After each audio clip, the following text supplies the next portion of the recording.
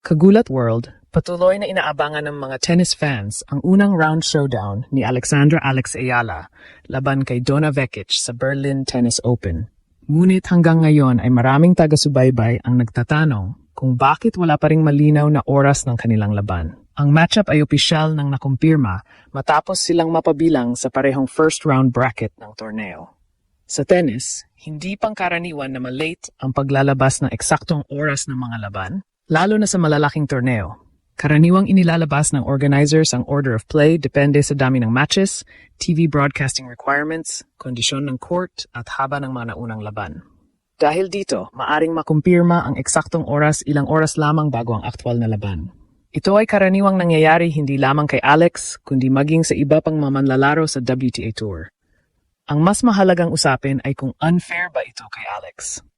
Sa technical na pananaw, hindi parehong manlalaro ang apektado ng scheduling uncertainty. Kapag wala pang inilalabas na oras, parehong naghihintay sina Alex at Vekic sa opisyal na schedule mula sa torneo. Gayunpaman, mas maging mahirap ito para sa fans na gustong subaybayan ang laban ng live. Dagdag pa rito, papasok si Vekic sa laban na may mataas na kumpiyansa matapos manalo sa Queen's Club Championship sa London nitong nakaraang linggo. Samantala, si Alex ay naghahangad na maipagpatuloy ang kanyang magandang takbo sa 2026 season at muling mapatunayan na kaya niyang talunin ang veteranong Croatian star. Sa ngayon, ang kawalan ng opisyal na oras ay hindi indikasyon ng anumang espesyal na pagtrato laban kay Alex. Mas malamang na bahagi lamang ito ng normal na proseso ng tournament scheduling habang hinihintay ng mga organizer ang final na order of play. Maraming Filipino fans ang nababahala dahil ilang araw nang kumpirmado ang first round matchup ni na Alex at Donna Vekic sa Berlin Tennis Open, ngunit wala pa ring malinaw na oras ng laban. Dahil dito, lumalabas ang tanong, unfair ba ito kay Alex?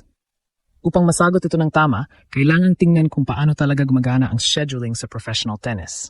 Una sa lahat, kumpirmado na ang pagtatapat ni na Alex at Vekic sa opening round ng Berlin Tennis Open, isang prestihiyosong WTA 500 grass court tournament na nagsisilbing paghahanda ng maraming top players para sa Wimbledon. Ang draw ay inilabas na at malinaw na maghaharap ang Filipina star at ang veteranong Croatian player. Ang hindi pa kumpirmado ay ang eksaktong oras ng laban. Sa mga WTA at ATP tournaments, karaniwan na ang delayed release ng order of play. Maraming factors ang isinasaalang-alang kabilang ang television contracts, court assignments, weather forecasts, player recovery periods, at haba ng mga naunang matches. Dahil dito, may mga pagkataong ang eksaktong oras ay inilalabas lamang isang araw bago ang laban o kahit ilang oras bago magsimula ang session. Hindi ito eksklusibong nangyayari kay Alex. Ito ay bahagi ng normal na operasyon ng professional tennis events. Kung fairness ang pag-uusapan, walang ebidensyang nagpapakita na dehado si Alex dahil sa scheduling situation. Parehong naghihintay sina Alex at Vekic ng opisyal na oras. Wala ring ulat na nagsasabing nabigyan ng espesyal na impormasyon ng kampo ni Vekic na hindi alam ng kampo ni Alex. Sa antas ng WTA Tour, pareho ang access ng mga players' tournament information at updates. Mas mahalagang pag-usapan ang actual na matchup. Papasok si Donna Vekic na may malaking momentum matapos manalo sa Queen's Club Championship. Ang kanyang titulo laban kay Emma Raducanu ay nagpapakita na nasa magandang forma siya sa grass courts, ang surface na ginagamit din sa Berlin. Dahil dito, may tuturing siyang isa sa mga pinaka-mapanganib na unang round opponents na maaaring makaharap ni Alex. Ngunit hindi rin dapat maliitin si Alex. Sa katunayan, mayroon siyang magagandang alaala laban kay Vekic ngayong taon. Noong ASB Classic sa Auckland, tinalo niya ang Croatian veteran sa 3 set. Kalaunan, muli niya itong tinalo sa Koyong Classic Exhibition event sa Australia. Ibig sabihin, pamilyar na si Alex sa estilo ng paglalaro ni Vekic at alam niyang kaya niya itong talunin. Isa pang positibong aspeto para kay Alex ay ang kanyang patuloy na pag-angat sa world rankings at mga resulta noong 2026 season. Nakapagtala siya ng malalalim na runs sa ilang malalaking torneo at nakakuha ng mahalagang karanasan laban sa mga world-class opponents. Ang ganitong exposure ay makakatulong ng malaki sa isang pressure-filled match tulad ng laban kontra Vekic. Sa kabuuan, walang sapat na batayan upang sabihing unfair ang sitwasyon kay Alex. Ang hindi pa paglalabas ng eksaktong oras ng laban ay normal na bahagi ng tournament scheduling. Ang tunay na hamon para kay Alex ay hindi ang oras ng laban, kundi ang pagharap sa isang Donna Vekic na kasalukuyang nagmumula sa isa sa pinakamalalaking tagumpay ng kanyang season.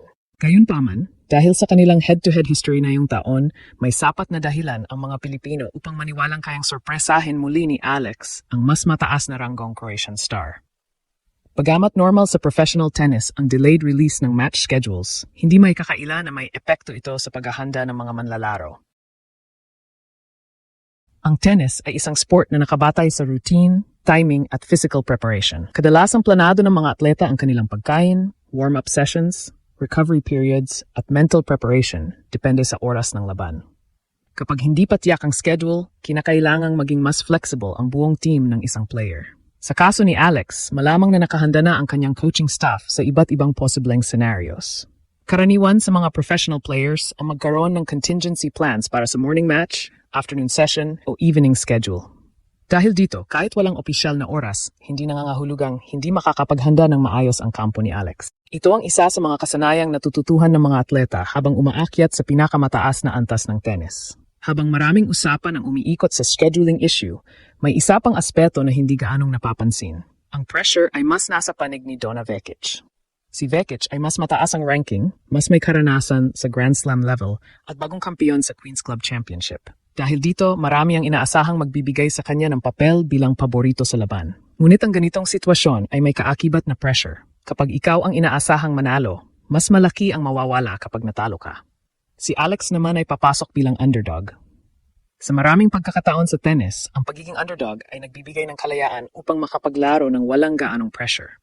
Maari itong maging malaking bentahe, lalo na laban sa isang player na may mataas na expectations mula sa media at fans. Isa sa pinakamalaking dahilan kung bakit optimistiko ang mga Pilipinong tagahanga ay ang katotohanang mayroon ng blueprint si Alex kung paano talunin si Vekic. Hindi ito sitwasyon kung saan unang beses niyang haharapin ang Croatian star. May karanasan na siyang matagumpay laban dito, kaya alam niya ang mga pattern, tendencies at kahinaan ng kanyang kalaban. Sa tennis, napakahalaga ng kumpiyansa. Kapag alam mong natalo mo na ang isang manlalaro noon, mas madaling maniwala na kaya mo itong ulitin. Para kay Alex, malaking bagay ang psychological advantage na iyon. Kung nais ni Alex na makalusot sa unang round, may ilang mahalagang bahagi ng laro na dapat niyang maipatupad. Una, kailangang maging matatagag ang kanyang service games. Kilala si Vekic sa pagiging agresibo sa return, kaya mahalagang makakuha si Alex ng libreng puntos mula sa kanyang unang serve. Ikalawa, dapat niyang pilitin si Vekic na gumalaw ng malawakan sa baseline. Kapag napuwersa ang Croatian na maglaro ng mahahabang rallies, tumataas ang tsansa ni Alex na makontrol ang takbo ng puntos. Ikatlo, dapat manatiling kalmado sa mga crucial points. Madalas na napagpapasyahan ang mga laban sa grass court sa ilang breakpoints lamang. Ang mahusay na decision-making sa mahalagang sandali ay maaring maging pagkakaiba ng panalo at pagkatalo. Ang kawalan ng opisyal na oras ng laban ay maaring nakakainip para sa mga fans, ngunit hindi ito may tuturing na unfair treatment laban kay Alex. Ito ay bahagi lamang ng normal na proseso ng scheduling sa malalaking tennis tournaments.